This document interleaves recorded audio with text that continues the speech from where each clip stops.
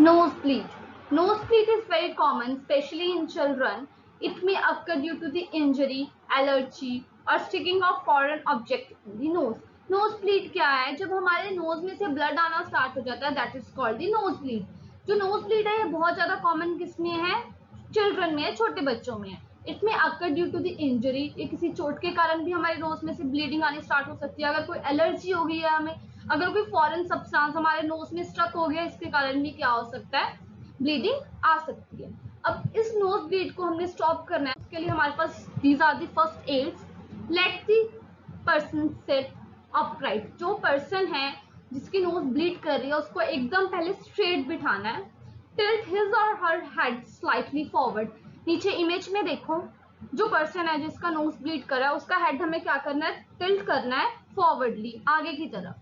Place an ice pack or a wet cloth on the nose till the bleeding stops. जिस area पे bleeding हो रही है, जब नोज ब्लीड कर रहा है तो उसके ऊपर क्या हमने लगाना है? आइस पैक लगाना है, या कोई गीला कपड़ा, कोई वेट क्लॉथ रखना है, जिसके कारण क्या होगा? जो ब्लीडिंग है स्टॉप हो जाएगी. एज क्या करता है, जो आइस है वो क्या करती है? वो ब्लड को क्या कर देती है? कोगुलेट कर देती है, जमा देती है, जिसके कारण जो ब्लड है वो फर्दर नहीं ब्लीड करता. If the bleeding continues, take the person to a doctor. और अगर फिर भी ब्लीडिंग नहीं स्टॉप हो रही है तो then take the victim to the doctor. Animal bite. When animals such as dog, cat, monkey, etc. bite, germs of various diseases enters the victim's body. जब कहता है एनिमल, कौन से एनिमल? को डॉग भी हो सकता है, कैट भी हो सकता है, मंकी. जो वो बाइट करते हैं तो उस टाइम क्या होता है? उनके सलाइवा में बहुत सारे जर्म्स होते हैं जो क्या करते हैं? विक्टिम्स की बॉडी में एंटर कर जाते हैं. अगर वो जर्म्स हमारी बॉडी में एंटर करके, इसके कारण क्या होगा? हमें बहुत वेरियस हार्मफुल डिजीजेस हो सकती हैं. So it is very important to treat the animals bite immediately. हमें उसी टाइम तुरंत ही एनिमल बाइट को फर्स्ट एड देनी है, ट्रीट करना है. Wash the wound with soap and lots of water as the saliva of animals contain germs.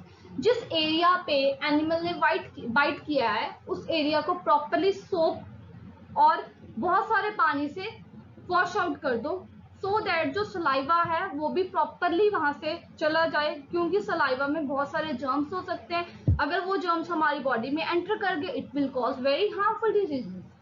Apply an antiseptic cream or lotion to prevent the infection. जिस area पे bite हुई है उस area पे कोई एंटीसेप्टिक क्रीम लगाओ. Antiseptic creams वो creams होती हैं जो फर्दर माइक्रो ऑर्गेनिजम्स को ग्रो नहीं करने देती और उसको वहां पे किल कर देती हैं, सो दैट जो इन्फेक्शन है वो क्या हो जाए? Take the victim to the doctor. अगर फिर भी जरूरत है उस पर्सन को डॉक्टर के पास लेके जाओ. Snake bite. Snake bite like that of cobra can prove to be fatal as these snakes are very poisonous. जो जब स्नेक बाइट कर जाता है that is called the snake bite. अगर किसी पर्सन को स्नेक बाइट कर गया, लाइक कोई कोबरा है, cobra is a species of snake, तो क्या होता है? जो ये स्नेक्स होते हैं ये बहुत ज्यादा पॉइजनस होते हैं. देयरफॉर जो स्नेक बाइट्स होती हैं उसको इमीडिएटली हमें डॉक्टर के पास फर्स्ट एड प्रोवाइड करना ही पड़ता है. क्यों करना पड़ता है? जो स्नेक होता है वो बहुत ज्यादा पॉइजनस होता है. जब वो बाइट करता है उसके सलाइवा में क्या होते हैं? बहुत सारे पॉइजनस होती हैं, पॉइजन्स होती हैं. वो क्या करती हैं? हमारी डायरेक्ट बॉडी में ब्लड के थ्रू चले जाती हैं और हमारे नर्वस सिस्टम को इफेक्ट करती हैं. So snake bite is very fatal. So these are the first aids for snake bite. Tie tight bandage a little above the bitten area. जिस एरिया पे स्नेक ने बाइट किया है उस एरिया पे एक टाइट बैंडेज बांध दो. क्यों बांधनी है? कि जो जब वहां पे उसने बाइट किया उस एरिया पे फर्दर हमारा जो ब्लड है वो आगे मूव ना कर सके, इसलिए इतनी ज्यादा टाइट बांधनी है, एकदम टाइट, कि जो हमारा आगे ब्लड है वो फर्दर मूव ना कर सके. If the victim feels drowsy, do not let him to sleep. अगर victim drowsy feel कर रहा है, उसको नींद आ रही है, चक्कर आ रहे हैं, उसको सोने नहीं देना है. Take the victim to the doctor immediately. Immediately doctor को, जो victim है उसको डॉक्टर के पास लेके जाना है. Poisoning. Substances which are toxic and harmful to the body are called poisons. वो substances जो हमारी बॉडी के लिए बहुत ज्यादा हार्मफुल हैं, पॉइजनस हैं, उसे हम क्या बोलते हैं? पॉइजन बोलते हैं. Example detergent, phenyl, naphthalene balls, nail polish. Precautions while handling poisonous substances, जब हम पॉइजनस सब्सटेंसेस को हैंडल करते हैं उस टाइम हमें कौन कौन सी प्रिकॉशंस लेनी पड़ती हैं। Keep the poisonous substance out of reach of children, जो छोटे बच्चे हैं उनसे दूर रखनी चाहिए poisonous substances. Keep all medicine locked in A cupboard, जितनी भी मेडिसिन है उसको प्रॉपर लॉक करके ही रखना चाहिए। एनीवेयर कहीं भी इधर उधर नहीं रखनी चाहिए कि वो बच्चों के कांटेक्ट में आ जाए। Throw away all the medicine that have crossed their expiry dates, जो मेडिसिन की एक्सपायरी डेट्स आती हैं उसको थ्रो कर देना चाहिए, उसको रखना नहीं चाहिए, एज जो एक्सपायरी डेट्स वाली मेडिसिन होती हैं that are very poisonous and harmful. First aid for poisoning, अगर किसी ने पॉइजन खा लिया है, स्वेलो कर लिया, तो उस टाइम हमें क्या करना है।